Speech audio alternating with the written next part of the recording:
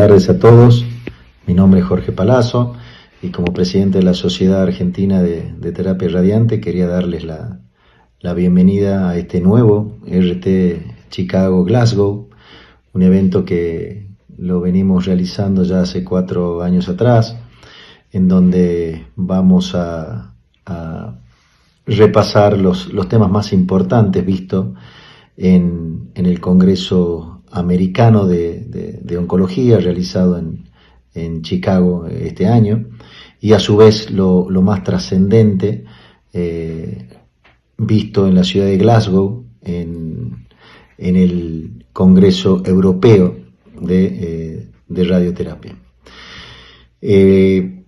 La idea de la sociedad es seguir obviamente con este sistema de educación continua para nuestra comunidad, y a su vez comentarles que el 26 de septiembre tendremos otro evento virtual denominado Contrapuntos en el cáncer de próstata.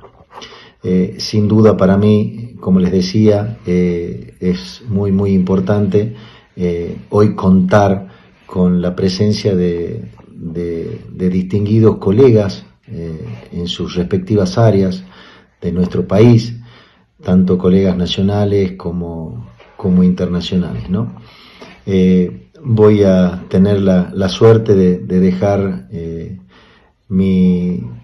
dejarle la palabra al doctor Gustavo Ferrari, expresidente de la Sociedad Argentina de Terapia Radiante y un gran amigo, el cual va a empezar hablando sobre lo visto en este post-Glasgow, 2 trabajos importantes en cáncer de próstata, y posteriormente empezaremos con lo mejor del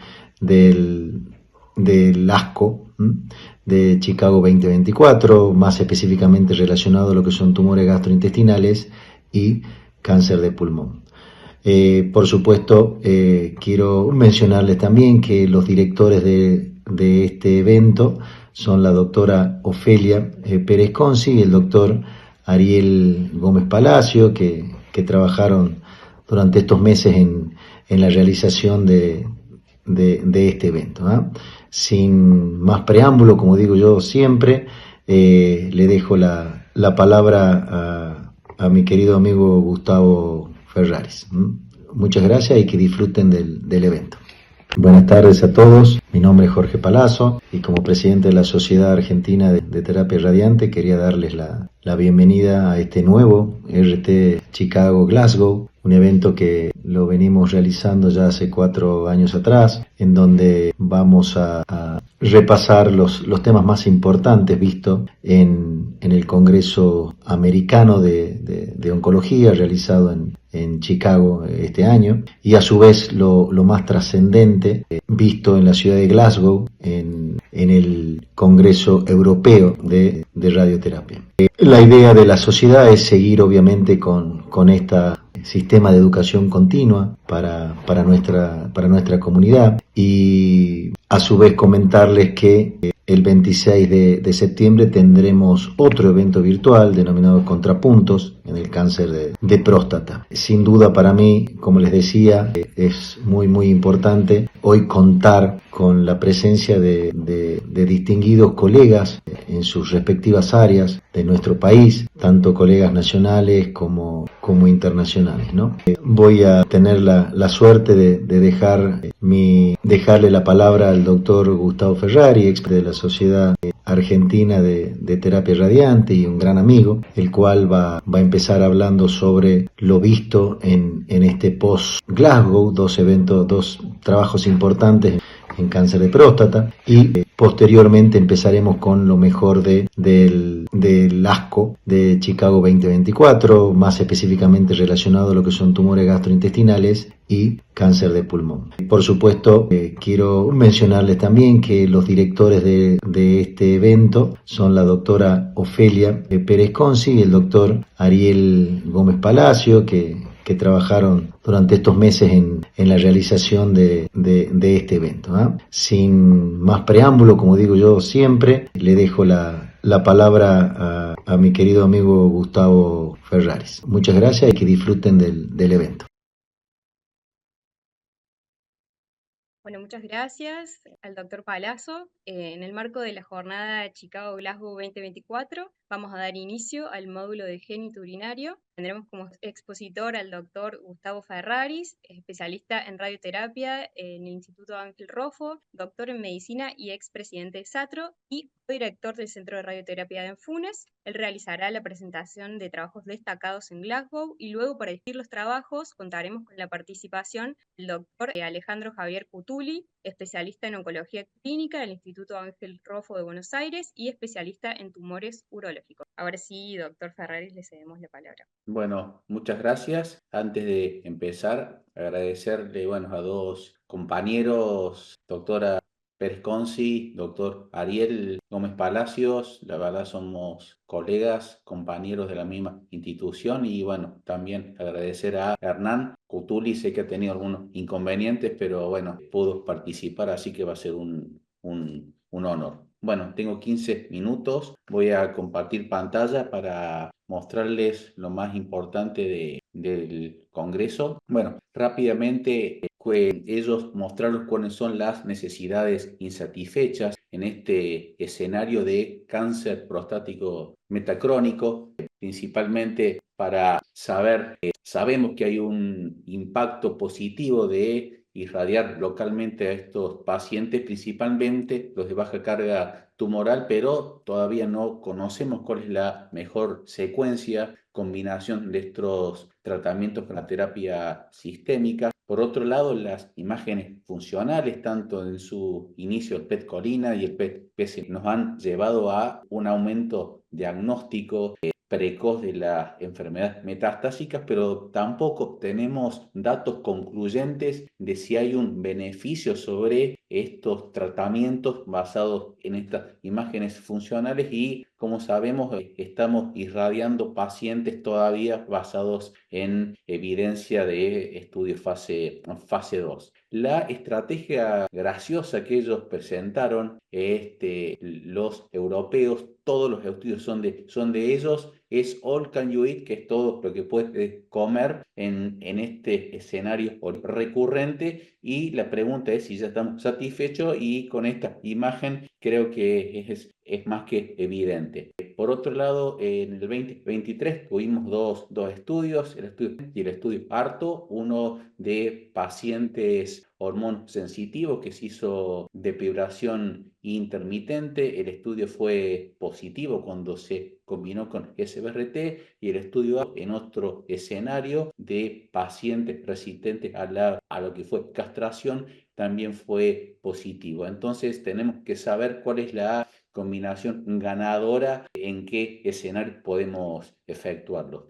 Bien, hubo 4 estudios sobre SBRT, el estudio Radiosa, el estudio TRAP, el estudio Storm y el estudio ARTO. Voy a hacer principalmente mención a los últimos dos de la parte inferior, pero ambos son en dos escenarios totalmente distintos, los de la izquierda en metastásicos o hormonosensible y los de la derecha en el resistente a la castración. Bien, vamos con el estudio Storm, que es un estudio que estábamos esperando para saber qué es mejor, irradiar solamente una recaída única o irradiar toda la pelvis, y un estudio randomizado fase 2. Como sabemos, los pacientes, tanto operados como irradiados, tienen una recaída de un 30%, y de ese 30%, el 50% tiene recaída principalmente a nivel ganglionar. Entonces, bueno, fue un estudio con un diseño bastante simple. Una rama hizo radioterapia ganglionar electiva y la otra rama SBRT. Y este diseño se los muestro ahora.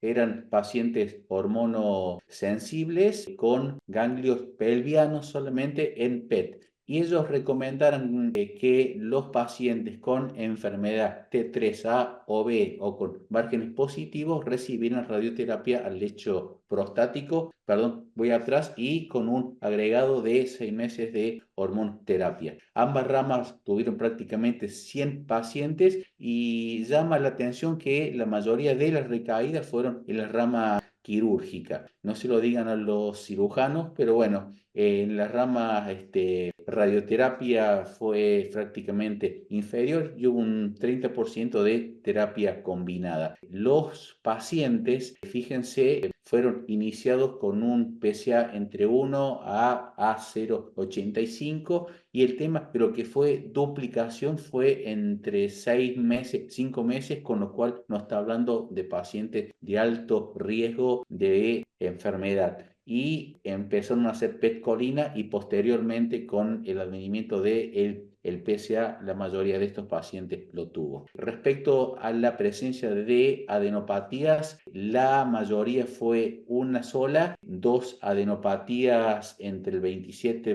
24%. Si sumamos ambas son prácticamente el 80%, entre una a 2, y más de 3 entre el 17 y el 14%. Respecto a lo que fue toxicidad gastrointestinal, fue bastante similar entre ambas ramas, no hubo diferencia estadística, toxicidad grado 2 o más a 2 años, que fue el seguimiento mínimo, y el seguimiento medio 3 años. Y acá sí se vio una evolución de un aumento de lo que fue toxicidad urinaria a medida que pasaban los años, y obviamente fue superior en la rama que hizo elección irradiación electiva ganglionar, y ya vamos a ver por qué fue eso. Bueno, principalmente el interrogante era ¿por qué era esto? Bueno, principalmente fue porque irradiaron el lecho prostático. Los pacientes que hacían radioterapia ganglionar electiva, el 40% irradió lecho prostático, mientras que los pacientes que hacían SBRT solamente el 20%. Y suena lógico, porque hacer SBRT hicieron solamente 3 fracciones, 10 Gray por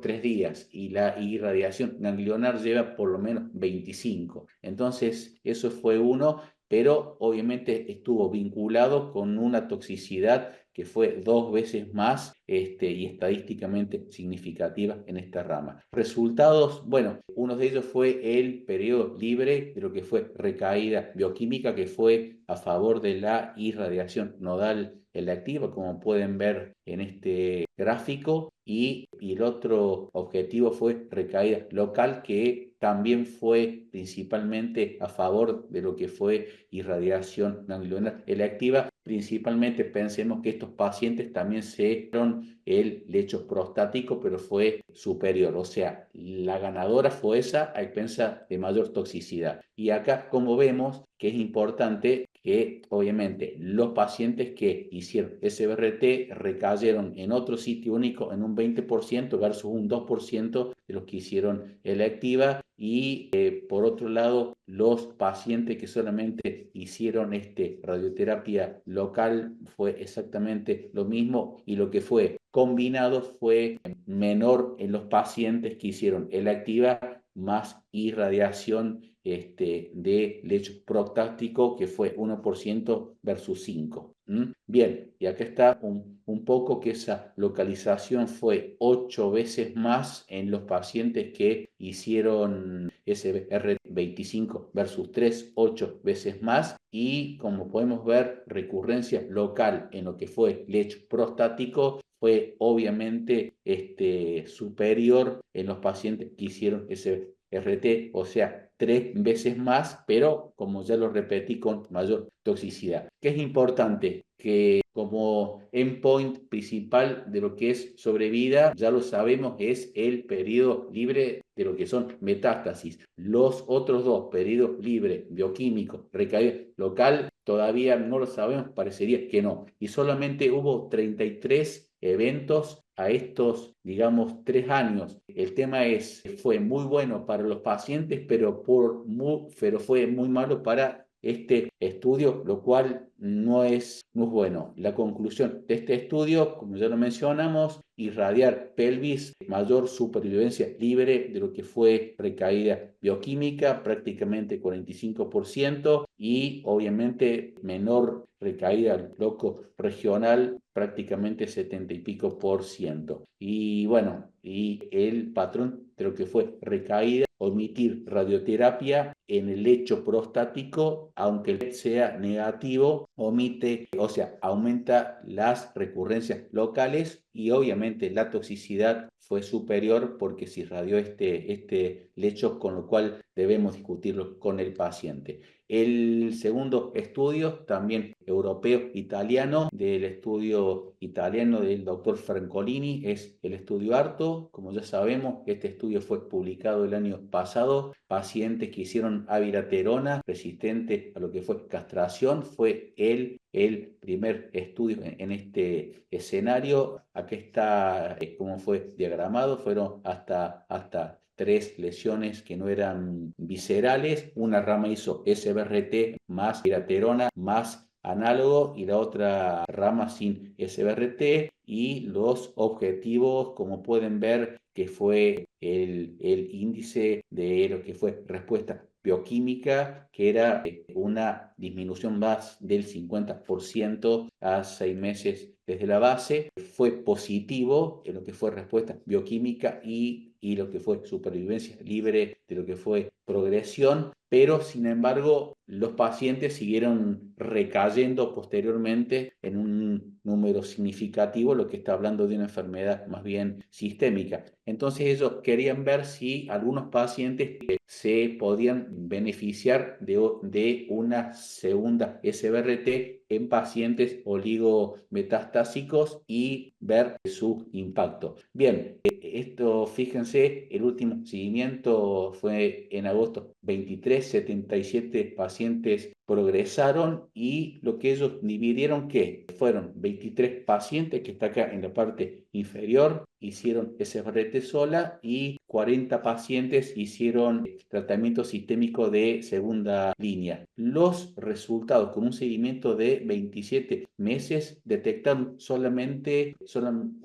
aproximadamente 20% de lo que fue progresión, y como ven en estas curvas no hubo una diferencia significativa entre ambas ramas. Entonces, este que les muestro en la parte central fue digamos, el estudio inicial, que como vimos fue significativo, con un ratio de un beneficio de un 60%. Este es el estudio actual, y como ustedes pueden ver, ya lo que fue hazard ratio ya disminuyó a un 33%. Y bueno, lo que se está viendo es un estudio que es el estudio Persian, que es efectuar estos mismos esquemas en el escenario oligometastásico hormonosensible, con SBRT upfront más apalutamida, que es otro ARPI, versus apagasola, y esto va a estar finalizado en el 2025. Pero bueno, queremos ver si este estudio puede definir un poco si hacer SBRT o no en el escenario oligometastásico sensible versus en la castración. Y las conclusiones finales, obviamente, hacer SBRT posterior a una SBRT primaria que fue útil, fue inferior, como ya les mostré.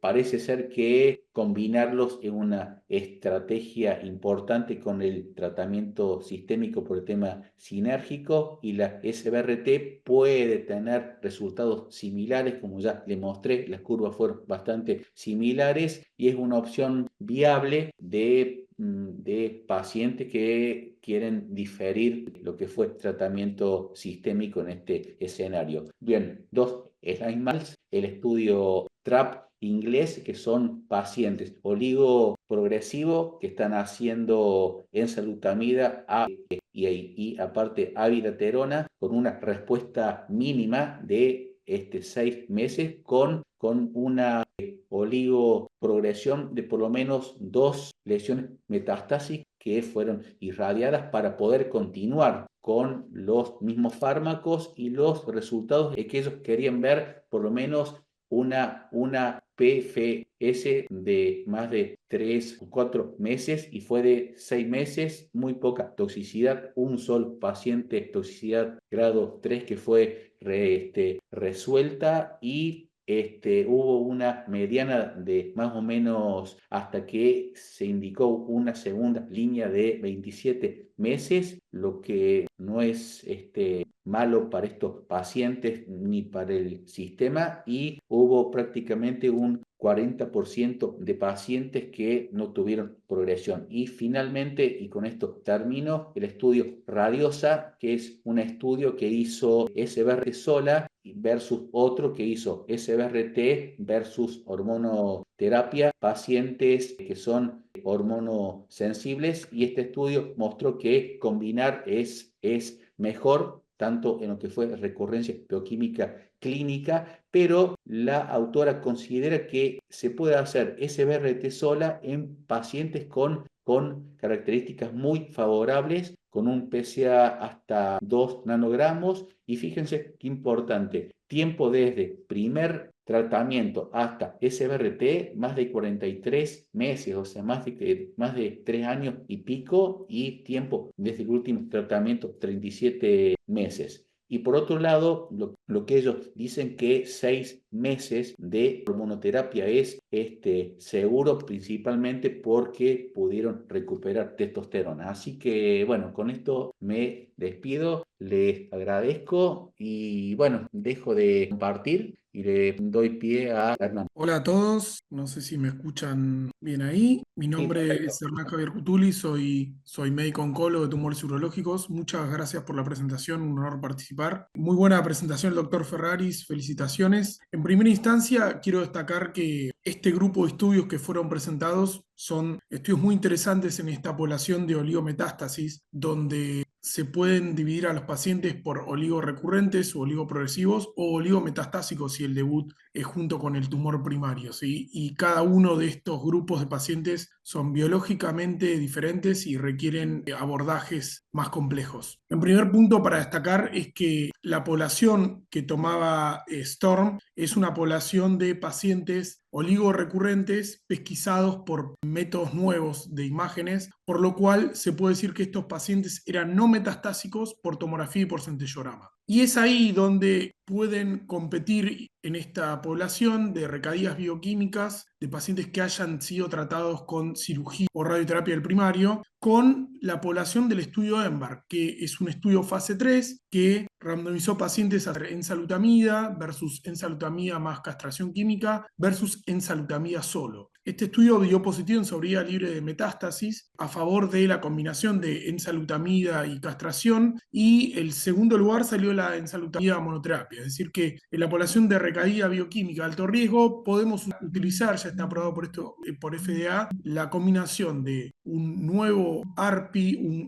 ARPI, una nueva hormona como la enzalutamida junto con castración en pacientes recaídos bioquímicos después de una terapia del primario. Ahora, ¿cómo contrastamos con esta población de STORM? Primero que todos estos estudios de oligometástasis son estudios de menor volumen en cuanto a la evidencia. Son todos estudios fases 2 que no están estrictamente comparados contra el gol estándar. Eso es un primer punto a destacar, ¿sí? Tampoco están comparados con las estrategias de rescate quirúrgicas, es decir, no se puede decir que el abordaje de radioterapia sobre los territorios ganglionares pelvianos es mejor que la terapia quirúrgica. Incluso en el STORM el campo de NRT era más amplio que el template que se usa para hacer una linfadenectomía pelviana. Por otro lado, creo que si nos metemos en lo que es la comparación con el estudio EMBARK, que es prácticamente la misma población, porque son pacientes recaídos bioquímicos con métodos convencionales, tomografía y centellograma negativos, podemos decir que en este grupo de pacientes no se estratificó a los pacientes por lo que se llama PSA doubling time, que es una variable biológica que nos habla de la cinética de replicación del tumor de próstata. ¿Y por qué es importante? Porque de ninguna manera es lo mismo un PSA doubling time de 15 que un PSA doubling time de 3. El riesgo de ser metastásico de ese paciente con menos de 3 meses de doblaje del PSA es claramente mayor. Y esto debería al menos considerarse junto con las variables patológicas iniciales del paciente, el tiempo a la recaída, el nivel de PSA al que el paciente llegó, ¿sí? Por lo tanto, esto es algo que nos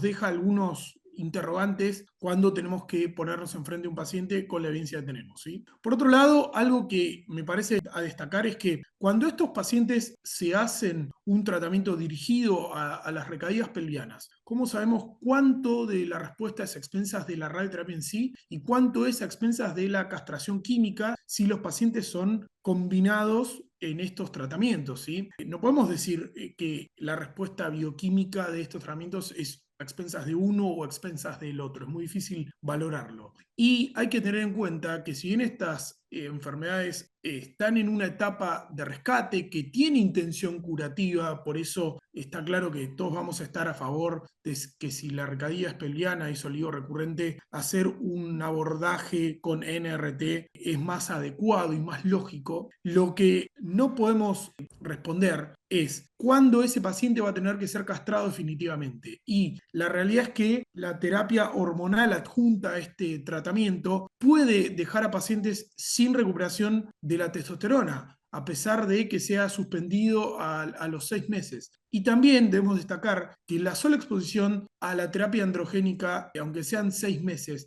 puede poner en riesgo la salud cardiovascular y hay bastante evidencia respecto de que el índice aterogénico puede aumentar con esta exposición y hay pacientes donde nunca se recupera la testosterona. A su vez, otra crítica, y tomando el ejemplo del trabajo de MD Anderson, el estudio Extend, que también es un fase 2, que no era solo población oligo recurrente, sino también población oligo metastásico, es si utilizamos la terapia de privación androgénica, ¿por qué no utilizamos nuevas hormonas, no? Es decir, si hacemos ADT además de la radioterapia, ¿por qué no utilizar abiraterona, enzalutamida, amida o apalutamida, que son las nuevas hormonas que se están también usando en los trabajos de combinación previamente mencionados? Y de los estudios que sí tenemos ya datos, está claro que este abordaje de irradiar o rescatar la pelvis con terapia radiante sobre el campo hipercaptante por PET es una estrategia que ya ha demostrado beneficio. Este estudio francés demostró a los 2 años una tasa de sobriedad libre de progresión del 82%, lo cual es significativo. Por lo tanto, está claro que este abordaje sobre las metástasis es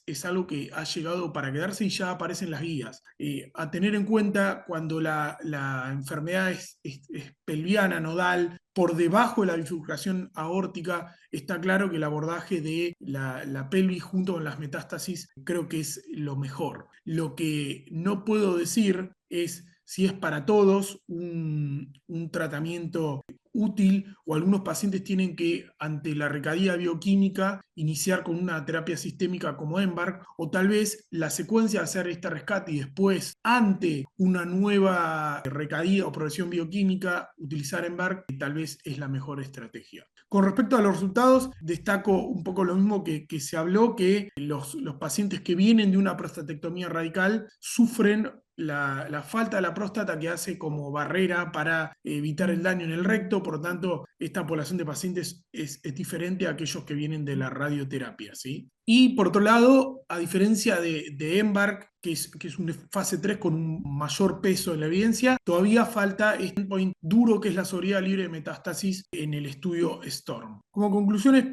respecto a este trabajo, puedo decir que es una opción terapéutica en pacientes con recaídas de bajo riesgo que tienen un PSA mayor a 9 meses y que debemos considerar los antagonistas GNRH que son más seguros respecto de la seguridad cardiovascular, dado que 6 meses incluso pueden producir aumentos de riesgo de eventos cardiovasculares serios. Además, creo que los pacientes con PSA doubling time menor a 9 meses pueden considerarse también como elegibles para terapias sistémicas donde ya hay evidencia de un fase 3 y que se puede suspender incluso ante la respuesta completa bioquímica. La radioterapia dirigida a la metástasis con SBRT creo que es útil en pacientes con M1B o M1C. Creo que la estrategia de NRT en la recaída pelviana oligo recurrente es la mejor estrategia. Respecto al estudio ARTO, me parece muy interesante el abordaje, principalmente porque la mayoría de los pacientes en la etapa resistente a la castración con un ARPI se discontinúa ante la progresión clínica, que son todos estos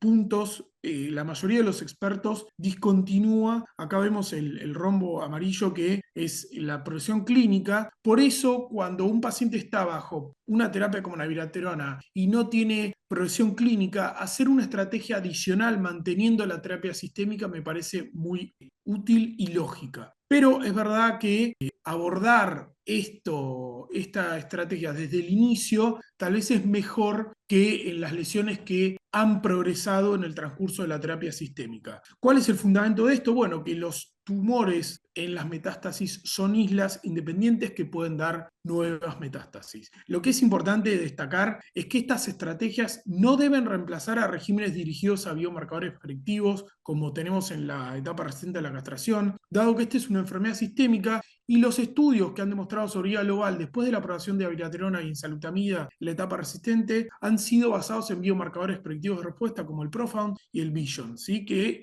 en este caso es un biomarcador imagenológico como el PSMA.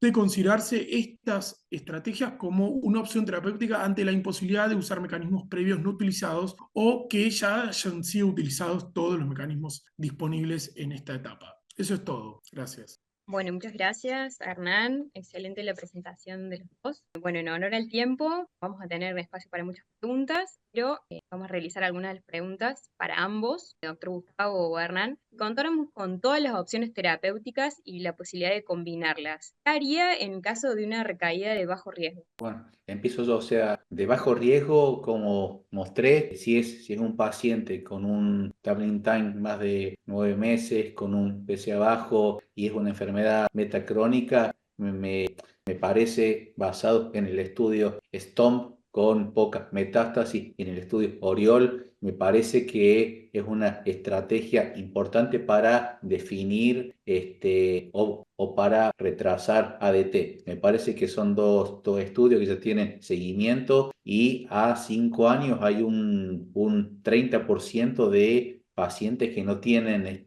recurrencia, pero son pacientes seleccionados. Y por otro lado, el estudio Oriol lo que hizo fue ver todos biomarcadores, aquellos que están involucrados en lo que es reparación de lo que es ADN, BRCA1, BRCA2, como mencionó Hernán, ATM Check1, y esos pacientes con SBRT tienen mayor respuesta de los que no lo tienen. Obviamente son más agresivos, pero me parece que esos son pacientes sumamente seleccionados para hacerlos. Y coincido plenamente y destaco esta evidencia que si bien es pequeña, pero sí le permite a los pacientes tener un intento curativo, pero también retrasar el uso de la castración química. Yo creo que en los pacientes de peor riesgo, peor riesgo, la combinación de estas estrategias, pero además agregando un ARPI en vez de la castración sola y por 6 meses, suspendiendo a los 6 meses y obviamente con mayor posibilidad de obtener respuesta completa bioquímica, creo que sería la mejor opción. Así coincido plenamente. Bien, y doctor, en estos pacientes, ¿tiene algún rol los tripletes con las nuevas imágenes, digamos, que hoy por hoy tenemos? Y es una pregunta muy difícil. La verdad es que la respuesta es no hay evidencia en esta etapa para usar una combinación de este tipo. Es una terapia que uno podría decir que es un exceso, dado que no son pacientes que por definición son de alto volumen, ni de alto riesgo, ni tienen debut metastásico. Así que no sería el caso, pero metiéndome un poco en la acotación que hizo el doctor Ferraris, que fue muy interesante respecto del análisis de los pacientes con estos biomarcadores predictivos que son también pronósticos como BRCA, principalmente ahora lo conocemos un poco más el P2 y el CDK12, que son los más relevantes. En esa población investigación, aunque sean pacientes oligorrecurrentes, oligometastásicos, incluso ahí sí me preguntaría si tal vez utilizar estrategias más agresivas para abarcar más poblaciones solares, creo que sería para discutir en un comité. Pero es interesante tener en cuenta que incluso estas poblaciones, la terapia dirigida a la metástasis también daña esos clones que no pueden ser dañados estrictamente con las nuevas hormonas. Bueno, muy bien. Y en honor al tiempo, una última pregunta. Algo mencionó el doctor. ¿Podría venir Embark después de Storm? Yo creo que sí, porque son pacientes que con un doubling time, o sea, el estudio Embark, y hay otro estudio, Hernán, que es el estudio Presto, que utilizó apalutamida, y bueno, Ujú. fue bastante similar, con un doubling time menos de 9 meses, fase 3 los dos, y mostraron beneficio. Me parece que en estos pacientes con enfermedad, con un puntaje alto, me parece que irradiarlos a estos pacientes, si bien el estudio Embark no hizo PET en estos pacientes, tienen alta posibilidad de justamente recaer. Y bueno, si a la semana 37 el SS-PSA está indetectable, se puede suspender. Así que yo creo que sí. No sé qué opinas vos. Sí, coincido plenamente, creo que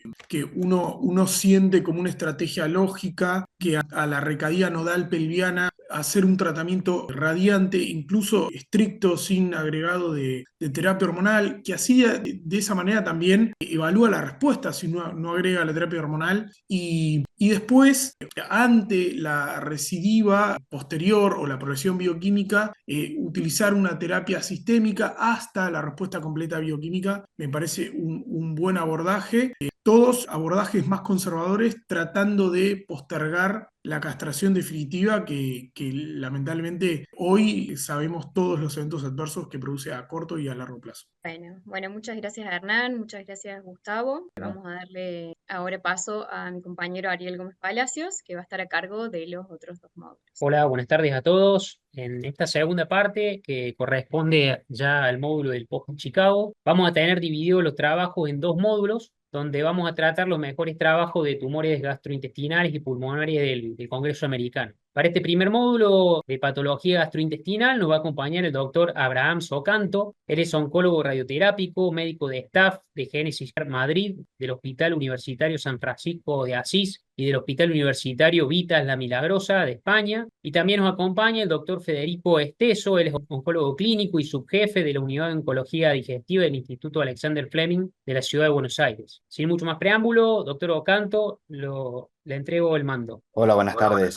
Gracias, Ariel, por la introducción y por invitarme a compartir aquí con todos. Muy bien, vamos a repasar lo más importante que se presentó en ASCO con respecto a los tumores digestivos, ¿no? En este caso fueron dos estudios, uno relacionado con lo que es los tumores de la unión gastroesofágica y el otro relacionado con los tumores del páncreas. Empezaré con el primero de la unión gastroesofágica, pero primero vamos a hacer un repaso un poco de lo que tenemos en este escenario, ¿no? Los tumores gastroesofágicos, como sabemos, los tumores localizados, ¿no? Hablamos de los T1 que invaden solamente la submucosa, inicialmente reciben un tratamiento con resección endoscópica, los tumores un poco localizados, pero ya T1, T2 ya se trata con cirugía, pero luego tenemos dos estudios que son distintos en cuanto a la secuencia de tratamiento, pero que se ubican en el mismo escenario, que son los tumores de la unión gastroesofágica localmente avanzados, que son tratados ya sea por el esquema CROSS, el cual incluye una radioquimioterapia adyuvante junto con la cirugía en un segundo tiempo, y el esquema FLOT, que es una periquimioterapia, digamos así de esa manera, que se usa quimioterapia antes de la cirugía y después de la cirugía. Estos dos estudios se compararon inicialmente con la cirugía como terapia única y los dos dieron resultados positivos en cuanto a supervivencia global y supervivencia libre de progresión. Por tanto, se establecieron ambos esquemas de tratamiento como tratamientos estándar para el tratamiento de los tumores de la unión gastroesofágica. Esto ha sido así durante mucho tiempo. Por supuesto, la tendencia en cada centro, en cada país es distinta, con resultados también similares a lo presentado en estos estudios. Sin embargo, a día de hoy no teníamos resultados de un estudio que comparara ambos esquemas de tratamiento en el escenario no adyuvante de este tipo de tumores. De allí nace la iniciativa de Hopner y los colaboradores para realizar este estudio, que es el Trial. Es un estudio alemán que hizo una combinación del tratamiento del FLOT versus el CROSS en tumores de la unión gastroesofágica con histología de adenocarcinoma. ¿Qué pacientes incluyeron en este estudio? Como ya lo he dicho, pacientes con carcinoma de esófago, que sean tumores esofágicos a 5 centímetros gastroesofágica de acuerdo a la última clasificación, y que fueran tumores localmente avanzados, es decir, T1 con ganglios positivos, T2 o T4 con o sin ganglios, pero siempre que eran enfermedades M0, es decir, pacientes no metastásicos. Los tumores que invadían estructuras vecinas o tumores muy precoces no fueron incluidos, incluyendo los tumores gástricos. Para ello se hizo una randomización de 1 a 1 en pacientes recibiendo FLOT o recibiendo el CROSS. En el FLOT recordar que es una quimioterapia que incluye el 5-FU, el leucovorin, el ogliplatino, el docetaxel, 4 ciclos en aproximadamente unas 8 semanas. Se dejaba un reposo de entre 4 o 6 semanas, reevaluación y si no progresión, cirugía. Y tras la cirugía, pasado un periodo de 4 o 6 semanas, se completaba la quimioterapia con el FLOT. En el caso del CROSS, lo que se hacía era una quimiorradioterapia, en este caso con carboplatina y paclitaxel, acompañada de una radioterapia, una terapia que nosotros denominamos, digamos, de bajas dosis, porque eso se llegó hasta 41.4 grays, con normofraccionamiento de 1.8 grays por sesión, en total unas 23 sesiones, y después cirugía. Esto al momento del diseño del estudio, que ya a día de hoy esto ha cambiado un poco. Objetivos del estudio, pues determinar la supervivencia global y como objetivo secundario, la supervivencia libre de progresión, respuesta patológica, complicaciones postoperatorias, eventos adversos, supervivencia libre de recurrencia, el lugar de la recurrencia tumoral y test de calidad de vida. El protocolo se inició en el 2016, incluyeron pacientes hasta abril del 2020, justo con la pandemia, en aproximadamente unos 25 hospitales alemanes. Se consiguió una N de 438 pacientes, dividido de forma equitativa en el FLOC 221 y en el CROSS 217. Estos pacientes se siguieron hasta noviembre del 2023. Aparte de la comparación directa entre el FLOC y el CROSS, también se hizo una estratificación por afectación ganglionar. Aquí tenemos un resumen de las características de los pacientes. Como ven, la N es muy similar, 220 en el FLOC, 217 en el CROSS, una edad media muy parecida, sobre los 63 años. En general, los pacientes con el 0 o más de 0 eran un 26%, el estadio clínico muy parecido, sin embargo, en su mayoría eran tumores grandes, T3, T4, en un 79-81%, y en su gran mayoría también con afectación ganglionar, es decir, tumores localmente avanzados de la unión gastroesofágica. ¿Qué resultado tuvimos? Pues la supervivencia global, que fue el primer parámetro que se valoró en este estudio, lo podemos ver en estas curvas de supervivencia. La línea roja corresponde al FLOC, la línea azul corresponde al CROSS. En este caso podemos ver que los pacientes se separan al final de la curva, ¿no? Y se inclinan principalmente hacia el FLOC. La supervivencia global a los 3 años estuvo en torno al 57% en el grupo del FLOC y alcanzó a los 5 años un 50%. Esto comparado con el CROSS, que inicialmente tenía un 50% de supervivencia a los 3 años, alcanzó a los 5 años una supervivencia del 38%. Es decir, 50% para el FLOC y 38% para el CROSS después de 5 años de seguimiento. En cuanto al análisis de subgrupo, podemos ver aquí en el forward plot cómo básicamente está todo hacia la izquierda, ¿no? Donde tenemos el FLOT. Es decir, la supervivencia global, además de las comparaciones por el ECOG, por el estadio clínico, por el estadio ganglionar, se inclinan hacia los pacientes que reciben quimioterapia y no a la combinación de quimio y radioterapia. Interesante también que los pacientes N0 están allí un poco en el límite, que no parece ser que se beneficien tanto de la radioterapia, sin más que todo de la quimio, como sí los de ganglios positivos, que ya sabemos que es una enfermedad mucho más avanzada, pero básicamente todas las variables se orientan a un mejor resultado en el caso de la quimioterapia. Aquí tenemos otras curvas de supervivencia, donde vemos la supervivencia libre de progresión, que de igual manera, con una medida de seguimiento de 55 meses, se separan las curvas y efectivamente a los 5 años, en el FLOC tenemos un 44% de los pacientes que alcanzan esta curva, comparado con un 30% en el CROSS. Nuevamente, el FLOC da mejores resultados comparado con el CROSS. En cuanto a los resultados postquirúrgicos, no todos los pacientes llegaron a cirugía comparado con los iniciales, pero sin embargo la comparación entre 190 a 180 pacientes es muy parecida y alcanzamos unas tasas de cirugía R0 muy similar del 94% en el FLOT y 95% en el CROSS, y de R1 de 5 y 3,9% respectivamente.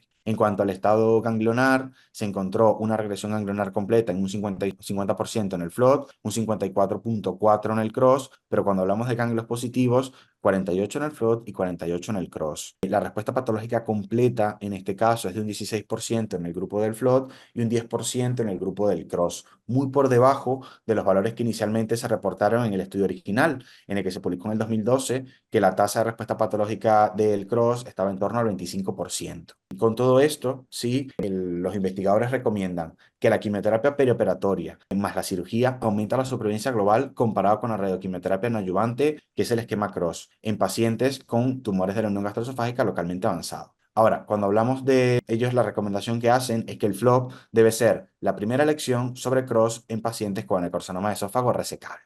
Este es un estudio que ha sido positivo, que evidentemente los números orientan hacia la poliquimioterapia como mejor estrategia de tratamiento. Sin embargo, yo dejo aquí algunas preguntas que luego podemos discutir, que yo creo que son algunos puntos débiles quizás del estudio y que sería interesante comentar. El punto es que en el estudio original del CROSS se incluyeron pacientes con histología de adenocarcinoma y carcinoma epidermoide. Estos pacientes no están representados en este estudio. En el CROSS original, un 30% de los pacientes tenían histología epidermoide. Ahora, con este grupo de pacientes no tenemos aún evidencia para indicar el FLOT, que el estudio FLOT original se hizo solamente con adenocarcinoma. Interesante también que ya lo mencioné, la tasa de respuesta patológica completa, que es mucho más baja en el CROSS comparado con el estudio original. A raíz de los datos de 577, el esquema CROSS ha cambiado y realmente nosotros hacemos una radioquimioterapia inicialmente con carbo y paclitaxel, 41.4 gays de radioterapia, luego hacemos nuestra cirugía y luego en pacientes que no tienen respuesta patológica completa, completamos con el nivolumab. Ese es el esquema que actualmente usamos, pero no es el que originalmente se planteó en el estudio, evidentemente porque no teníamos estos resultados, pero no se hizo un adendum después que se salieron estos datos. Y otro dato que también me parece interesante, porque la calidad de vida en este grupo de pacientes era mejor en el grupo del FLOT, sin embargo estamos hablando de que es una poliquimioterapia, que son más de 2 fármacos, que sabemos, o por la experiencia que tenemos, sabemos que son pacientes que la quimioterapia se tolera un poco peor que cuando usamos solamente 2 fármacos, que normalmente tienen mayor complicaciones, mayor tasas de neutropenia. Sin embargo, en este caso, todo orienta a que el FLOT va mucho mejor. Y como última pregunta, dejo un poco al aire, haciendo un símil con lo que puede ser el tratamiento de los tumores del recto, donde ahora estamos hablando del TNT, de la neoadjuvancia total, que yo creo que también el camino sería en intentar hacer una neoadjuvancia completa, donde combinemos los mejores fármacos, la radioterapia, hagamos una cirugía y probablemente completemos con una inmunoterapia para quizás alcanzar unas mejores tasas de respuesta patológica completa o de supervivencia en este grupo de pacientes. Continúo ahora con el segundo estudio importante que se presentó, que responde a los tumores del páncreas. Este es el estudio de la RTOG 0848 y este es un estudio que inició hace algunos años, desde el 2008 ya empieza, porque es un estudio con una doble randomización que inicialmente lo que busca es el escenario ideal para la adyuvancia en pacientes que tienen tumores de páncreas inicialmente localizados, pacientes no metastásicos, sin invasión de estructuras vasculares y cuyo tratamiento primario es la cirugía. Pero luego, ¿cómo la planteamos? La planteamos con solo quimioterapia, la planteamos con quimio y radioterapia, valoramos algunos, digamos, eventos negativos que pueden ocurrir, como pueden ser los márgenes positivos, invasión ganglionar, etcétera, etcétera, para indicar alguna de las otras terapias, o cómo lo hacemos. Cuando se inició este diseño de este estudio, por allá por el 2008, solo teníamos un único fármaco, ¿no?, que pudiera ser ayudante en este escenario, o en este tipo de pacientes, que era la axitabina. Tenemos un estudio que es el SPAC-1, que intentó valorar también los distintos esquemas de ayudante en los tumores del páncreas, en este caso la radioquimioterapia adyuvante con capecitabina o 5-FU no fue el mejor resultado. En este caso abogamos o el resultado inicial fue que la axitabina era lo mejor que podía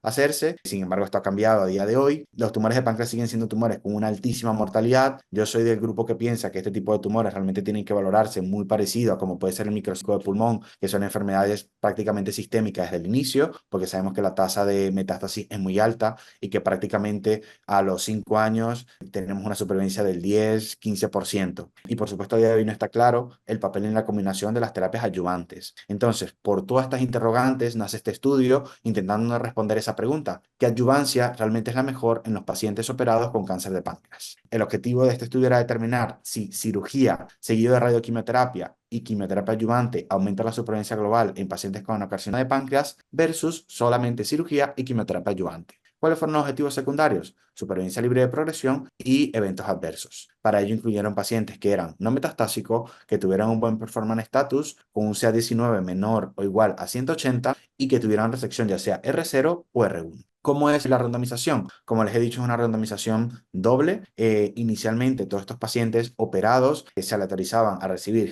gencitabina como única quimioterapia adyuvante, en principio 5 ciclos, o una terapia combinada entre gencitabina y erlotinib por 5. Estos datos ya están publicados, ya fueron analizados, se presentaron en el 2020. Por supuesto, aquí hubo un pequeño impasse porque en la medida que se siguieron estos pacientes y que aún se estaban reclutando, salieron datos del SWOT, el cual era un ensayo clínico que aprobó el FOLFIRINOX como realmente la mejor terapia sistémica en este grupo de pacientes. Se hizo un adendum, se integraron luego pacientes para loterizar entre gencitabina sola, gencitabina erlotinib y pacientes con FOLFIRINOX.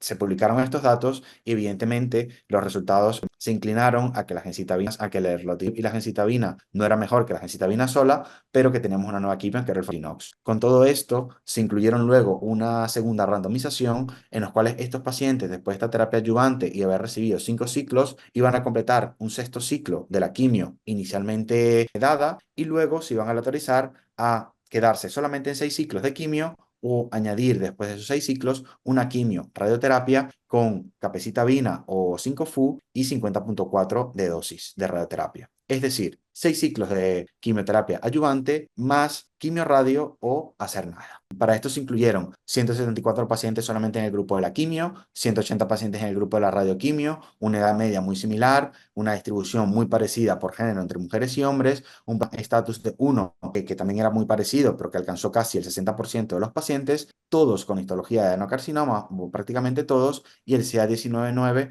en su mayoría por debajo del 90%.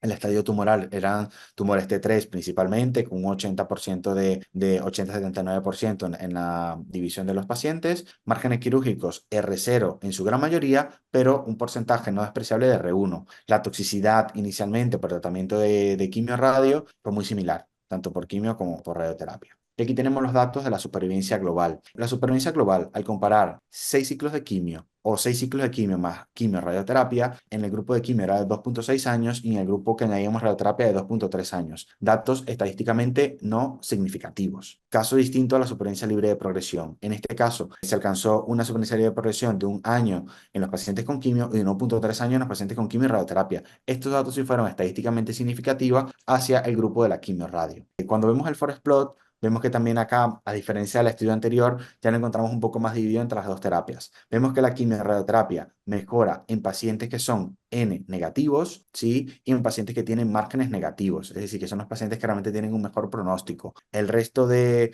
variables principalmente se orientan hacia la quimio, que como he introducido cuando hablamos de esta patología, yo la veo como una patología que es sistémica, que pacientes que tienen afectación ganglionar evidentemente se benefician de una quimioterapia, también en combinación de una radio, pero siempre tiene que venir acompañado de la quimio, porque la posibilidad de progresión ya luego a distancia es mucho mayor. En cuanto al estado ganglionar, la supervivencia global y supervivencia libre de progresión se orientó principalmente a los pacientes que tenían ganglios negativos, es decir, la enfermedad mucho más localizada se beneficia más de la quimio-radioterapia, que es básicamente el concepto que siempre hemos tenido. Nuestra terapia es siempre mucho más local y realmente nuestros pacientes van mejor cuando se encuentran en estos estadios. ¿Qué conclusiones dejan los autores con respecto a este estudio? Que añadir radioterapia más 5-FU o capecitabina como terapia adyuvante no aumenta la toxicidad, realmente se tolera bastante bien, similar a dar los 6 ciclos de quimioterapia, no aumenta la supervivencia global en todos los pacientes, pero sí aumenta la supervivencia libre de progresión en todos los pacientes y la supervivencia global y libre de progresión aumenta en los pacientes con ganglios negativos. Por tanto, el paciente ideal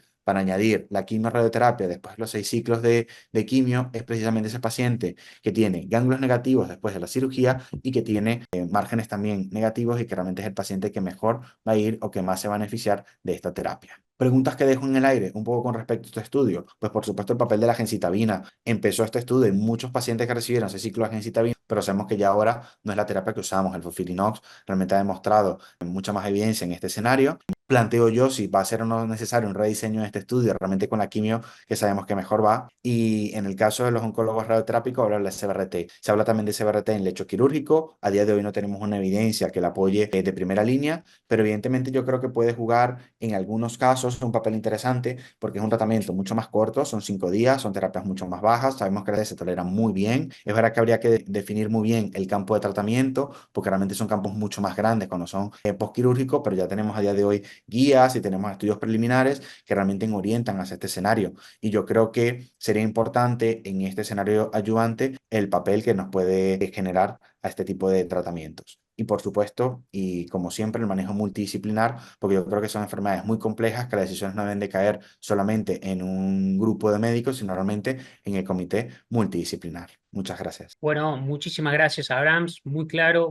La verdad que fue un placer escucharte. Ahora te dejo la palabra, Federico. Nos vas a hacer un pequeño resumen y nos va a dar tu opinión de los dos trabajos que ha presentado Abrams. Bueno, muchas gracias por la invitación a la gente de Satro, a vos en especial, Ariel, y bueno, felicitar al doctor Ocanto por la presentación previa. Para ser breve, vieron que ahora en ASCO se usa que empezamos primero por las conclusiones y después desgranamos un poco más, ¿no? Es la cultura de la tiktokización, digo yo. Como saben que la atención no la mantenemos mucho tiempo, yo tengo que decir que estos dos estudios, ninguno de los dos me parece que cambie la práctica asistencial. Me parece que la radioterapia todavía no es un estándar en la adjuvancia para ningún subgrupo en cáncer de páncreas. Es un estudio que es formalmente negativo para su objetivo primario, entonces es un estudio negativo, y que lo que querramos buscar de subgrupos, cuáles se benefician más, lamentablemente lo vamos a tener que testear prospectivamente, nuevamente, con todas las falencias que ya dijo el doctor Ocanto, digamos, esto es quimioterapia vieja, un estudio que tarda mucho en reclutar, están como 8 años reclutando pacientes, así que me parece que ahí no me cambia un estándar de cuidado, sigue siendo, como se ha dicho, una enfermedad sistémica predominantemente, me parece que hay que apuntar a mejorar las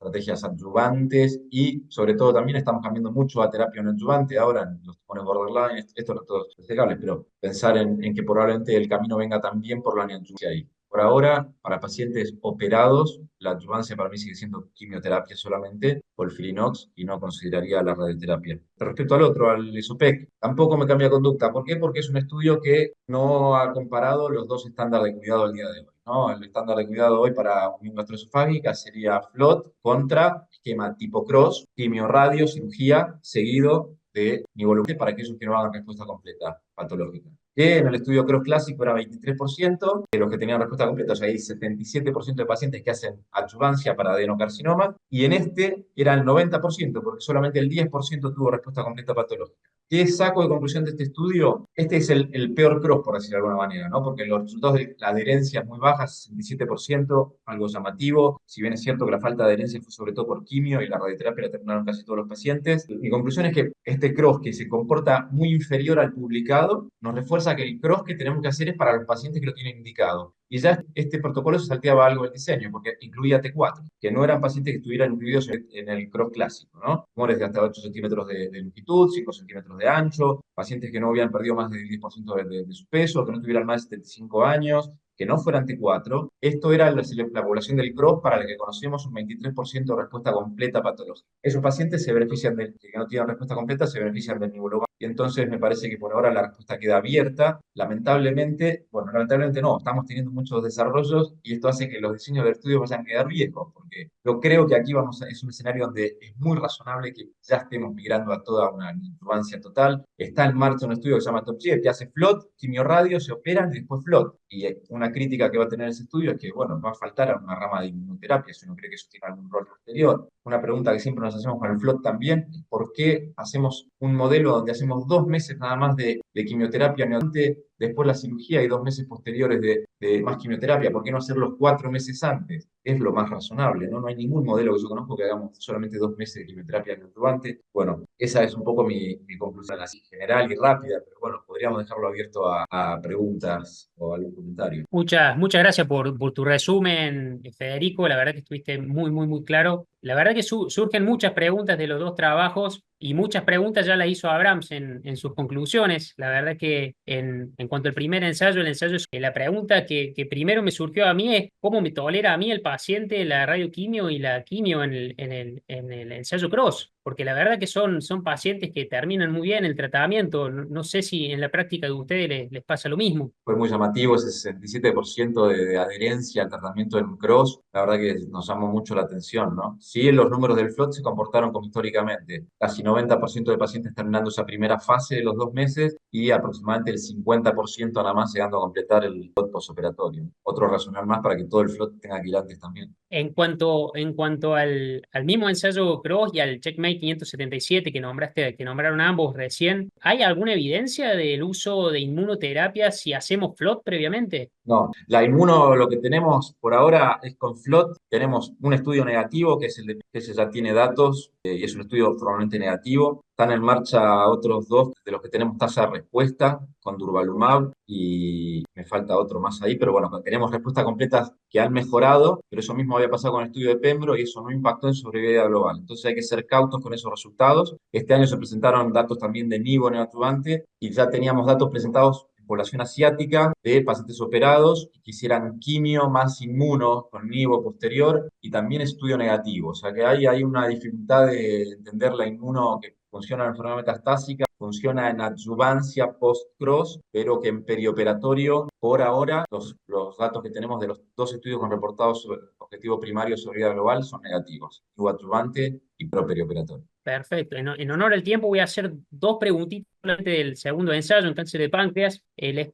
pregunto con respecto a la última conclusión que hiciste vos. Son dos trabajos que no cambian la práctica, estoy completamente de acuerdo. Ahora, en cuanto al ensayo de cáncer de páncreas, si tenés un paciente que no es apto a FOLFOX por algún motivo y le realiza gemcitabina, ¿considerarías en ese escenario realizar radioterapia adyuvante? No, a mí me cuesta encontrar un escenario donde yo piense en adyuvancia con radioterapia. No, no se me ocurre. No creo que esto no vaya a cambiar. Entiendo que puede haber diferencias. Sé que en Estados Unidos se usa la radioterapia adyuvante en muchos centros y sé que los radioterapeutas americanos estadounidenses son como muy fuertes en defender esa indicación. Pero a mí me parece que todavía no tenemos datos para decir que está descartado el rol. Me gustaría decir que no tenemos demostrado en qué escenario poder usarlo, ¿no? Este estudio tiene un objetivo primario. El objetivo primario del estudio es un estudio negativo. Después desglosemos, si querés, poblaciones secundarias. Normalmente, ¿qué habría que hacer ahí? Es decir, bueno, diseñemos un estudio adelante y hagámoslo solo con ganglios negativos o elijamos la población que vamos a hacer. Yo creo que a partir de esto no voy a cambiar mi indicación de que estos pacientes, así tengan ganglios negativos, siguen teniendo mayormente una enfermedad sistémica y la gran mayoría muere de recaídas sistémicas, que inclusive una recaída locorregional acarrea un pronóstico tan malo como una recaída sistémica para un paciente con cáncer sigue teniendo una enfermedad diseminada. ¿Significa esto que no haya un rol? Voy a dejar después de hablarlo igual al especialista, pero a mí me parece que por ahora no. Bueno, y la Sí, última pregunta Está lo que opina, ¿eh? sí, te iba a añadir allí un poco, porque es verdad que nosotros, la tendencia, ¿no?, original es que estos pacientes con tumores de páncreas, sobre todo los que tienen márgenes positivos y ganglios positivos, reciben su quimio y el cuerpo te pide radiarlos, ¿no? Y son los pacientes que realmente nosotros vemos que tratamos, pero viendo estos resultados te das cuenta que también son los pacientes que menos se benefician, ¿no? Porque según esto son los R0, los ganglios negativos, y claro, es una práctica clínica que tenemos, muy heredado también de los americanos, es verdad, pero que al final son pacientes que el beneficio no lo vemos y los estudios clínicos así lo respaldan. Entonces realmente yo creo que aquí tenemos bastante justa esa indicación de momento. Sí, la última pregunta iba para vos, Abrams, que sabemos de la disponibilidad que tienen allá en España de los aceleradores lineales guiados por resonancia magnética. Quería saber, ustedes actualmente en el escenario del cáncer de páncreas, ¿para cuándo reservan la radioterapia actualmente en su práctica habitual? Fíjate, nosotros en el escenario adyuvante, como te he dicho inicialmente, R1, ganglios positivos, es cuando lo indicamos. Pero realmente con resonancia no lo estamos haciendo, ¿vale? O sea, rayando lechos no, de entrada, porque tampoco tenemos una evidencia fuerte que realmente nos invite a hacerlo. Todo lo que estamos haciendo son tumores localmente avanzados, de entrada irresecable, que hacen sus ciclos de quimio, y es una manera de dar dosis más alta. O sea, estamos dando 50 grays en 5 sesiones, que eso son unas dosis equivalentes biológicas de 100 grays, mucho más a lo que podemos dar en un convencional, ¿vale? Y en principio lo que estamos viendo. Es verdad que tenemos todavía datos preliminares, vamos a llegar apenas ahora a los 50 primeros pacientes tratados que vamos a analizar y publicar, pero bueno, la intención realmente es que estos pacientes lleguen a cirugía, que sabemos que al final sigue siendo la terapia más curativa. Bueno, muchas gracias, Abrams, muchas gracias, Federico. Ahora vamos a pasar al segundo módulo, sí, de patología de este post-Chicago en cuanto a patología pulmonar. Así que les agradezco la presentación a ambos y la verdad que estamos muy, muy contentos de haberlos tenido y haberlos escuchado. Muchas gracias. Gracias a ustedes. Bueno, en esta segunda parte, correspondiente al post-Chicago, vamos a centrarnos en los trials de patología pulmonar. Aquí nos acompaña la doctora Leticia Alvarado, ella es radiooncóloga, formada aquí en Córdoba, en el Centro de Radioterapia de Anfunes, fellow en cáncer de la mujer de la Universidad de McGill en Montreal, Canadá, y médica de staff de HOP Internacional, Centro de Radioterapia de la Ciudad de Guatemala. Y nos acompaña también el doctor Diego Caen, él es oncólogo clínico, director del Centro Oncológico Riojano Integral de La Rioja y es el actual presidente de la Asociación Argentina de Oncólogos Clínicos. Doctor Alvarado, te dejo la palabra. Adelante. Muchas gracias, Ari, por la presentación y también por la invitación a participar de estos espacios. Ahí estamos. Bueno, yo tengo el placer de presentarles los trabajos que tuvieron de alguna manera un impacto en manejo de cáncer de pulmón presentados en Chicago este año. Esta es una vista general de todos los trabajos que voy a presentar, todos en el escenario de consolidación, tanto en cáncer de pulmón de células no pequeñas como cáncer de pulmón de células pequeñas. Y vamos a empezar con Laura. Laura es un estudio de fase 3 que fue presentado en la plenaria y que presenta los resultados primarios del uso de osimertinib luego de quimiorradioterapia definitiva en pacientes con cáncer de pulmón de células no pequeñas y resecable estadio 3 con mutación de EGFR. Este trabajo, cabe mencionar, ya fue publicado recientemente en el New England Journal of Medicine y es un estudio multicéntrico internacional donde participó Argentina, entre otros países. Sabemos que cáncer de pulmón de células no pequeñas es una enfermedad que se presenta más frecuentemente en estadio avanzado, localmente avanzado. Un tercio de estos pacientes se presentan en estadio 3 y entre un 60-90% de los pacientes en estadio 3 son irresecables. Por lo que el estándar of care hasta el momento ha sido quimio-radioterapia definitiva, seguida de durvalumab por un año si los pacientes no han tenido progresión al tratamiento. Sin embargo, no está muy claro cuál es el beneficio que pueden tener los pacientes con mutación de EGFR, como lo mostró el análisis de subgrupos del estudio PACIFIC, donde la rama de durvalumab en este subgrupo específico no mostró un beneficio en sobrevida libre de progresión. Por otro lado, han habido otros estudios de fase 2 en donde se ha demostrado que respaldan de cierta forma la eficacia de los inhibidores de EGFR en este subgrupo de pacientes, pero hacía falta estudios fase 3. Osimertinib, como sabemos, es un inhibidor de tirosinquinasa de tercera generación, cuya eficacia ya está demostrada en estadio avanzado y recientemente también en enfermedad resecable. Laura fue diseñado para incluir específicamente esos pacientes con mutación de EGFR en los exones clásicos 19 y 21, que no hubiesen progresado durante o después de la quimiorradioterapia y tenían que ser aleatorizados en proporción de 2:1 a una rama de osimertinib con 80 miligramos una vez al día o a la de placebo. Los pacientes continuaban tratamiento hasta progresión o toxicidad intolerable y los pacientes que progresaran en la rama placebo tenían la opción de recibir o que se les ofreciera osimertinib. Todos los pacientes debían tener una evaluación basal con tomografía de tórax o resonancia magnética cerebral al inicio y periódicamente hasta progresión de la enfermedad. El objetivo primario fue sobrevida libre de progresión. Esta debía ser determinada por una revisión central independiente y ciega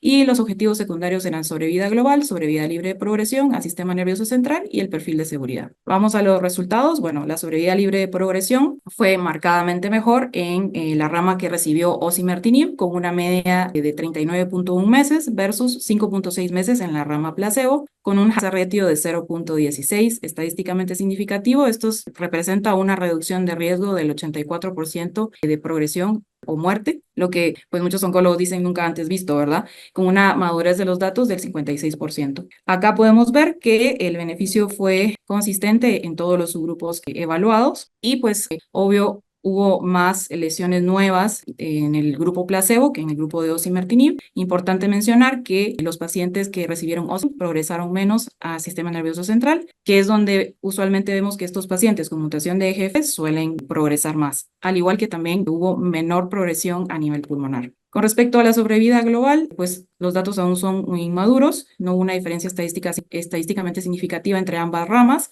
pero sí hay que mencionar que el 81% de los pacientes que progresaron en la rama de placebo cruzaron a la rama de osimertinib. El evento adverso más frecuente en ambas ramas fue neumonitis por radiación, la mayoría de bajo grado, no grave y manejable. En conclusión, osimertinib mejoró sobrevida libre de progresión versus placebo luego de quimiorradioterapia definitiva en cáncer de pulmón de células no pequeñas, estadio 3 irresecable con mutación de EGFR, con este beneficio consistente en todos los subgrupos evaluados. Los datos de sobrevida global aún son inmaduros, tiene un perfil de seguridad como lo esperado y manejable, y pues sigue siendo crítico hacer el testeo de la mutación en estos pacientes para ofrecerles el tratamiento más óptimo. Osimertinib se convertirá entonces en el nuevo estándar para pacientes con cáncer de pulmón de células no pequeñas, estadio 3, no resecable, con mutación de EGFR, sin progresión, luego de quimio radioterapia definitiva. Continuando entonces ahora con el escenario de consolidación, pero en pacientes con cáncer de pulmón de células pequeñas, tenemos el estudio ADRIATIC, que fue también presentado en la plenaria, con los resultados del uso de durvalumab como tratamiento de consolidación en pacientes con cáncer de pulmón de células pequeñas, estadio limitado. Este también fue un estudio multicéntrico internacional en 19 países, incluyendo también centros de Argentina. Y bueno, como sabemos, en cáncer de pulmón de células pequeñas no han habido muchos avances en tratamiento sistémico en las últimas décadas.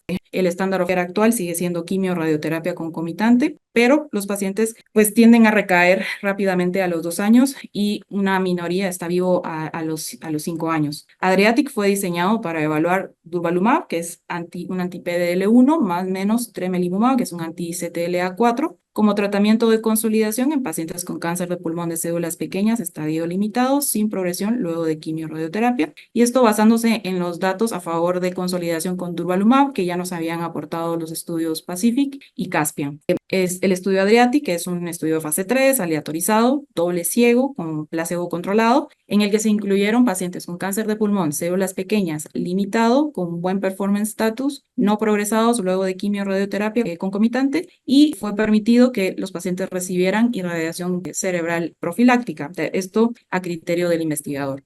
En esta parte se presentaron únicamente los resultados de la comparación entre durvalumab y placebo. Los pacientes podían ser aleatorizados igual a una rama de durvalumab con una dosis de 1500 miligramos una vez al mes, a la rama de placebo, o la rama de durvalumab más tremelimumab, pero esta parte aún no se presentó. El tratamiento podía continuar hasta progresión de la enfermedad o toxicidad intolerable y por un máximo de hasta 2 años. El objetivo primario era sobrevida global, sobrevida libre de progresión, y también presentaron datos sobre el perfil de seguridad del fármaco. En cuanto al objetivo primario, que eso fue sobrevida global, con un seguimiento medio de 37 meses, vemos que la rama de durvalumab fue significativamente mejor, con 55.9 meses, versus placebo con 33.4 meses, y un hazard ratio de 0.73. En cuanto a sobrevida libre de progresión, la rama de durvalumab también tuvo una mejor sobrevida libre de progresión, con 16.6 meses, y la rama placebo con una media de 9.2 meses. En cuanto a la toxicidad,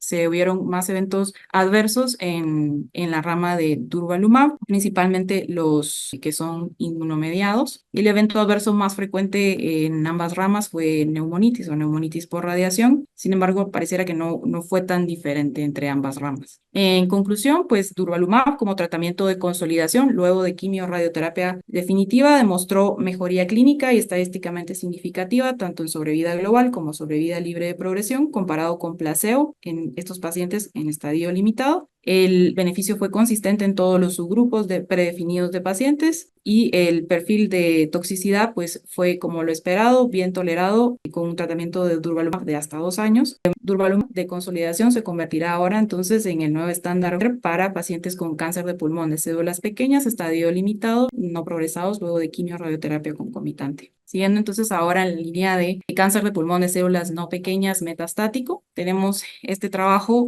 que es un estudio fase 3 multicéntrico en donde se presentaron los resultados de seguridad y eficacia de osimertinib más CBRT en cáncer de pulmón de células no pequeñas con mutación de EGFR. Y bueno, a pesar de que se han visto altas tasas de respuesta con inhibidores de EGFR, los pacientes con cáncer de pulmón de células no pequeña avanzado con mutación de EGFR generalmente progresan a los 2 años. Y ya se había publicado una evidencia en Flaura con el uso de osimertinib como monoterapia, con una sobrevida media libre de progresión de 18.9 meses y una sobrevida global de 38.6 meses. El objetivo de este trabajo en sí era determinar si la administración de SBRT a los sitios de enfermedad enfermedad residual al momento de mejor respuesta con el inhibidor de EGFR podía prolongar el control de la enfermedad. Este es un estudio fase 2, multicéntrico, de una sola rama, en el que se incluyeron pacientes con cáncer de pulmón, células no pequeñas en estadio avanzado, que no habían sido tratados anteriormente con inhibidores de tirosinquinasa,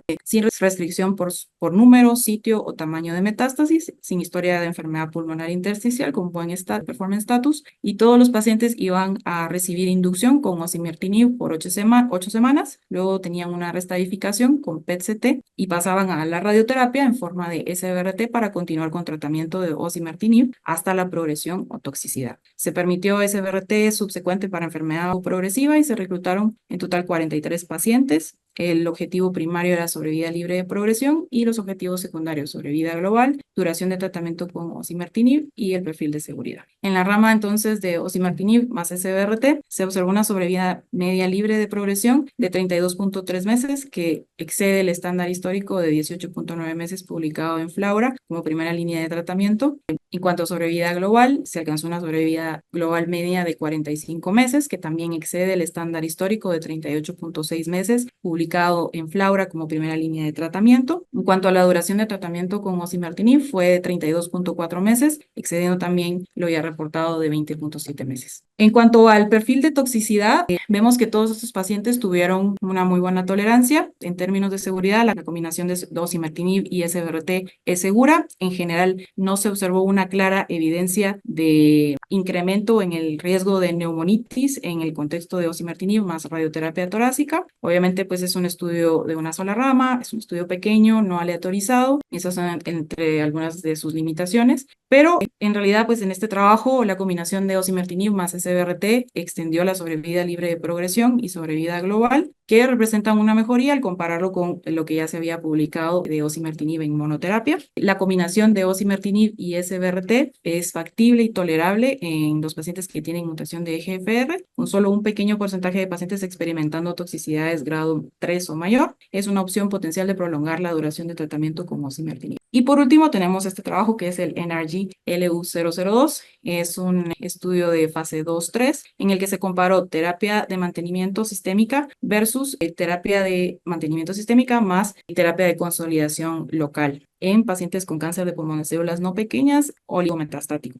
Entonces, en cáncer de pulmón de células no pequeñas, estadio avanzado, la terapia de consolidación históricamente había sido utilizada para paliación. Sin embargo, actualmente contamos con mejor terapia sistémica, mejores estudios imagenológicos y el desarrollo de SBRT, que ha incrementado el interés en el abordaje ablativo y o quirúrgico como terapia local de consolidación para mejorar la sobrevida de estos pacientes. Entonces se planteó que si el agregar SBRT o cirugía como terapias de consolidación local podría impactar en la sobrevida libre de progresión o sobrevida global cuando se adicionan al mantenimiento sistémico. Se incluyeron pacientes con cáncer de pulmón, células no pequeñas, que hubiesen recibido al menos 4 ciclos o cursos de terapia sistémica de primera línea o inducción. Tenían que hacer esta sin evidencia de progresión y con enfermedad metastática limitada de 0 a 3 sitios extracraneales susceptibles de tratamiento con SBRT o cirugía, y eran aleatorizados a la rama control, que era terapia sistémica de mantenimiento exclusiva, entre los que hay que mencionar se incluyó pacientes con inmunoterapia, y la rama experimental, que era tratamiento con SBRT, podía ser SBRT y cirugía a todos los sitios de metástasis, o radioterapia al primario en forma de SBRT o radioterapia hipofraccionada, seguida de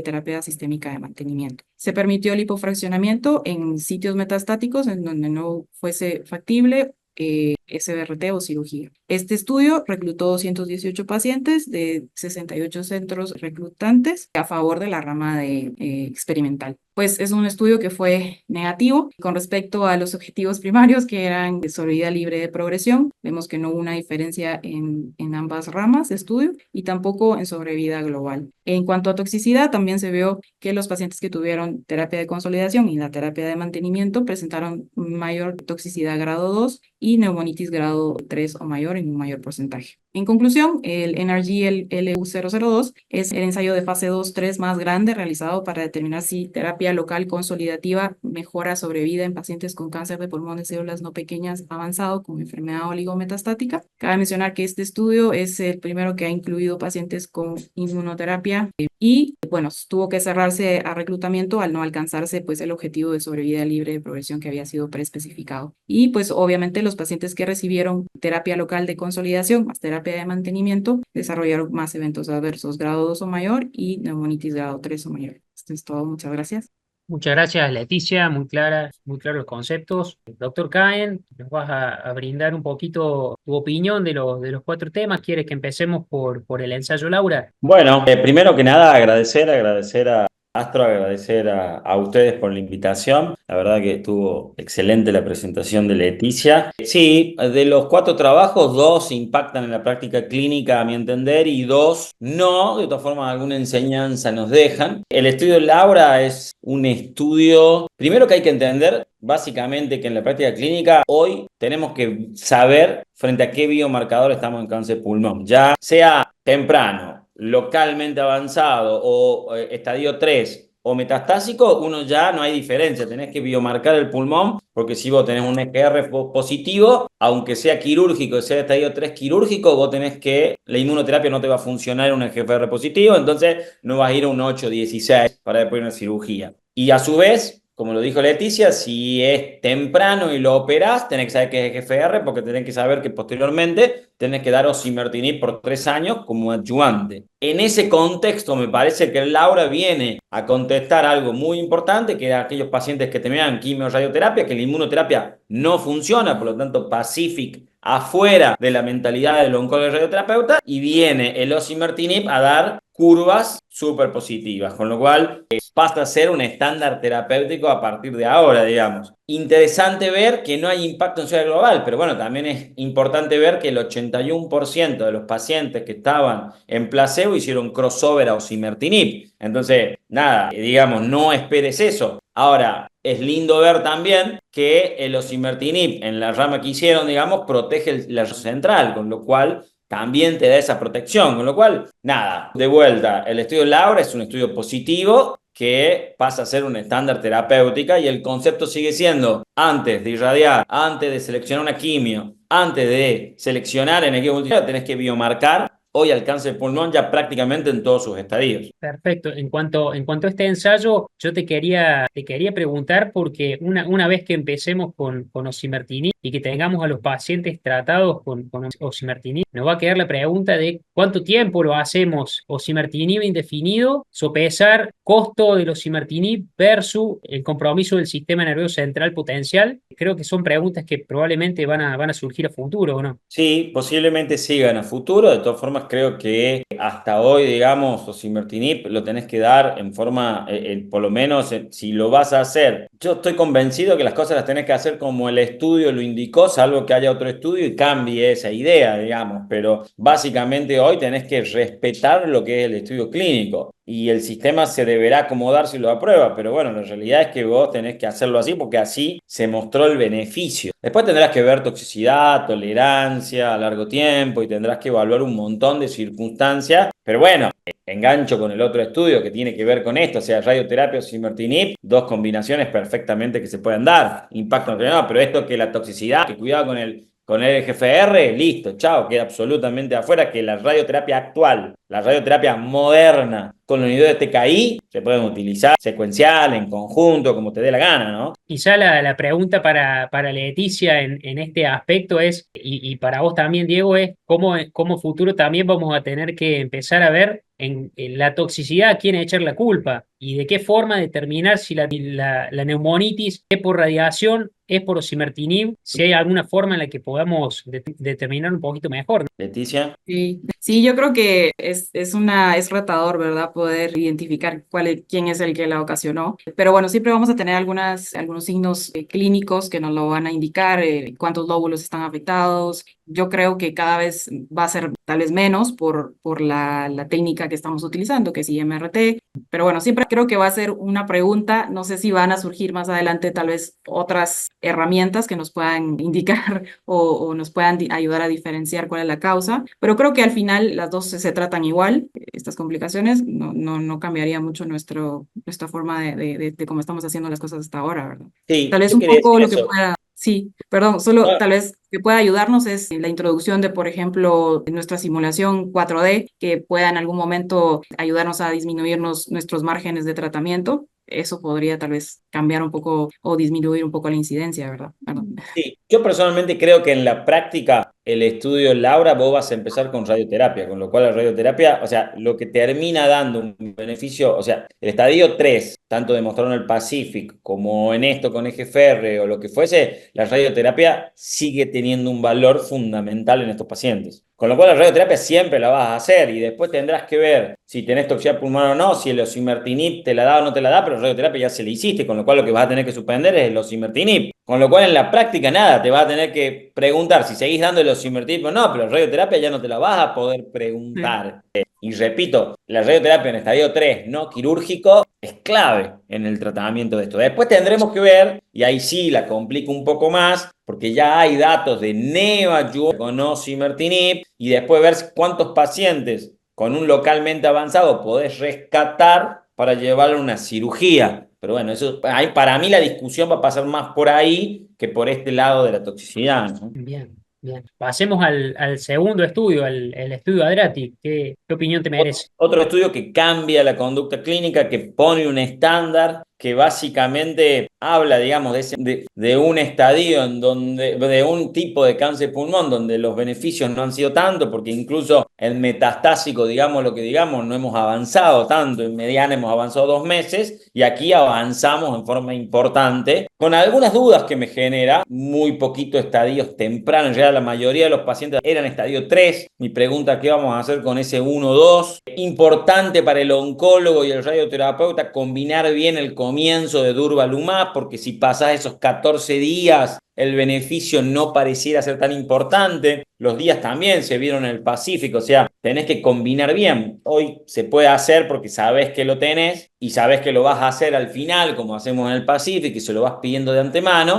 Y después me sigue generando dudas el poco porcentaje de pacientes que terminan de hacer el durvalumab los 24 meses. Solamente el 33% de los pacientes terminan de hacer los 24 meses de durvalumab, que un poco nos pasa con el Pacific, ¿no? O sea, venís con la quimio-radioterapia y pasás a la inmunoterapia y realmente hay pacientes que abandonan ese tratamiento. Hay ahí un 33% dentro de un estudio clínico, imagínate, fuera un estudio clínico. Pero bueno, igual, la idea es que esto va a un estándar terapéutico cuando se vaya probando en los países, pero yo creo que el beneficio está, ¿no? Sí, en cuanto a este trabajo, mi pregunta, digamos, más importante, si hay algún racional, porque en Pacific fue un año de durvalumab y Porque en este ensayo hacen 2. ¿Hay algún racional de ese aumento en la cantidad de días o fue decisión del investigador? yo creo que debe haber sido más decisión del investigador que algún dato, pero no conozco ese dato, pero creo que fue una decisión del investigador, fue decir 2 años. En la mayoría de las inmunoterapias, no de células pequeñas, más allá del Pacífico, que es un estadio 3, digamos, la mayoría de la inmunoterapia, tanto en los estadios avanzados, con Pembro, con Nivo, IPI, estamos usando esos 2 años como término intermedio, un poquito más en algunos estudios, con lo cual, nada, me parece que fue una elección, a mi entender, y sin tener una certificación 100% de lo que te estoy diciendo, creo que fue más una decisión del investigador que un racional. Bien. Sí, sí veía en el forest plot del trabajo que los pacientes que mejor les iban eran los que más temprano comenzaban con el durvalumab, los que empezaban Exacto. menos de 14 días tenían la mejor tasa de sobrevida. Entonces, quizá la pregunta va a ser a futuro, digamos, cómo articulamos bien el pedido de la inmunoterapia para que nos llegue apenas terminemos la radioterapia, ¿no? Pero hoy hacemos eso en el Pacific, porque el Pacific también demostró que el tiempo es importante desde que terminás hasta que avanzás. Y eso hoy en día, bueno, ustedes todos trabajan en equipo y nosotros también, digamos, hoy en día ya el radioterapeuta te va avisando y vas haciendo el pedido o el paciente entra al Pacific avisando a la obra social o al pagador. Igual en nuestros países sigue siendo un problema los costos y entonces sigue siendo un posible o potencial problema esto. Pero bueno, creo que hay que trabajar anticipadamente, ir pidiéndolo anticipadamente y con comunicación. porque hacer todo este gasto y que después te pase y se lo hagas al mes y medio, probablemente perdamos el beneficio y terminamos gastando exactamente lo mismo, ¿no? Perfecto, perfecto. Bueno, y ya pasamos a los de SBRT en metastásicos, en oligometastásicos, el Energy Lux 002. No, a ver, de vuelta, este estudio, a ver, yo tengo que decir, primero, oligometastásico claramente es otra biología. O sea, básicamente estamos tratando pacientes con cáncer, pulmón, como lo llaman algunos, con estadio intermedio, con una biología diferente, con lo cual es más complejo todo. Para mí, una buena idea que nunca se termina de ir a la práctica clínica, pero en realidad, si vos te pones a pensar, muchos de nosotros, y entre ellos yo, soy un fanático de tratar la oligometástasis en un campo metastásico, pero seleccionando muy finamente los pacientes. Este estudio fue, no quiero decir improlijo, pero bueno, vos no sabés cuántos pacientes eran PDL1 positivo, sabés que son muchos pacientes que hicieron inmunoterapia, pero no sabés si eran EGFR, si no eran EGFR, si eran LK, o sea, me parece que para sacar conclusiones de este estudio tendríamos que tener más data, pero ni ellos la pudieron tener porque ni el estudio pudo terminar, ni le fue bien con el reclutamiento. O sea, de vuelta, a mí no me gustaría dejar el mensaje de que el tratamiento del oligometastásico de combinación de radioterapia no sirve, porque yo sí lo hago en mi práctica con pacientes seleccionados y hemos irradiado, te puede decir Gustavo Ferrari, hemos irradiado pacientes oligometastásicos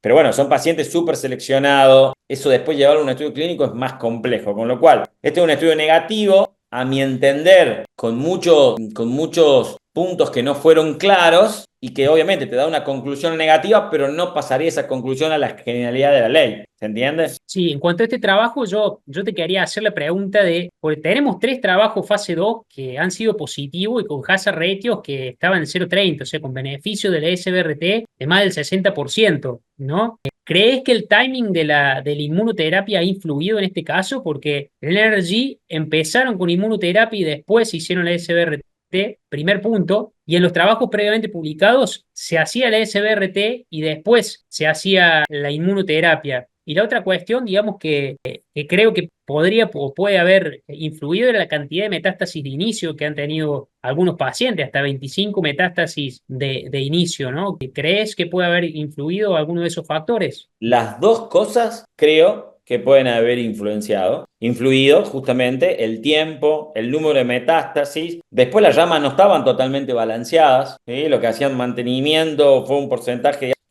menor que los que no lo hacían. Repito, creo que fue una buena idea, a mi entender y humildemente, mal diseñado o mal ejecutada, que terminó en no poder llegar a un reclutamiento. Pero no sacaría conclusiones del oligometastásico de vuelta, lo digo de vuelta. O sea, no bajaría la guardia ni bajaría esos 2 estudios que vos decís que son los estudios fase 2, que sí demostraron que en el oligometastásico la combinación incluso de inmuno o de tratamiento sistémico más radioterapia sí funciona en un grupo seleccionado de pacientes. Por suerte, la oncología sigue teniendo esto y no todo está escrito y los pacientes no son tan simples, digamos, podemos seguir pensando cada paciente, discutiendo cada paciente y sí dándole la chance de tratar el oligometastásico con radioterapia y tratamiento sistémico. Quizá la clave de esto pueda llegar a estar en la mejor selección de los pacientes. A lo mejor es una enseñanza que podemos llegar a tener nosotros los radiooncólogos. En la selección y en la secuencia, como decís vos, en el tiempo, en el timing, o sea, todas esas cosas son muy importantes para tratar un oligometastásico y ahí la única forma de encontrar el mejor momento es la discusión multidisciplinaria. Ni lo tiene que decir el radiooncólogo ni lo tiene que decir el oncólogo, tiene que surgir de los comités de tumores, de la discusión de ese paciente, de cuánto tiempo lleva, de qué lugar de metástasis tiene, de cómo vamos a llegar a eso. O sea, la discusión tiene que ser bien consensuada y una discusión larga, no corta. Bueno, en honor al tiempo y cortita, hablemos del último trabajo, osimertinib, y en el contexto del SBRT. Bueno, primero, lo que decía hace un ratito, osimertinib o inhibidor de TKI se puede dar con radioterapia, punto de discusión. Otra vez, un estudio con buenas curvas, pero bueno, a mí me genera algunas dudas, porque primero, es un estudio, lo comparamos con el Flaura, pero la mayoría de no sabemos cuánto metastásico era o qué nivel, qué volumen de enfermedad. O sea, al no ser un estudio randomizado, me cuesta decir que el estándar de tratamiento es tratar la radioterapia y dar osimertinib. A su vez, vos tenés que pensar que EGFR hoy va cambiando, entonces hoy existe lo que es el Flaura 2, que es con quimioterapia y te lleva una PFS a 25 meses. Hoy existe el estudio Mariposa con Amivantamab. Entonces, de vuelta, digamos, no me queda tan claro que esto va a ser estándar, pero sí creo que, de vuelta, la combinación probablemente no en el comienzo, pero la combinación de el oligometastásico, la combinación de con TKI en pacientes muy seleccionados puede ser positivo, y la curva esta demuestra un poco esos números, pero no lo generaría y no lo llevaría a una práctica clínica estándar todavía, ¿no? Bien, y esta última pregunta, digamos, y para ir cerrando, se la hago a ambos, ¿no? ¿Siguen creyendo en la SBRT en el contexto de cáncer de pulmón oligometastásico? Soy un fanático de la SBRT. Sí, yo también. Bueno, Sí. muchas gracias, Leticia, muchas gracias, Diego. Bueno, ya vamos a ir cerrando esta jornada. En nombre de Sao, de Ofelia y mío, queremos agradecer a todos los que se conectaron, a los disertantes, a los invitados, a todos los que nos ayudaron también en la organización del evento, al doctor Palazzo por confiar en nosotros en la organización, a Rosario Val, que siempre está ahí para ayudarnos en cualquier cosa que va surgiendo, y el resto de la comisión directiva también. Gracias por depositar la confianza en nosotros. Los saludamos y los esperamos en el próximo evento el 26 de septiembre. Muchas gracias a todos y hasta luego. Buenas tardes. Gracias. Chau a Gracias. todos. Gracias.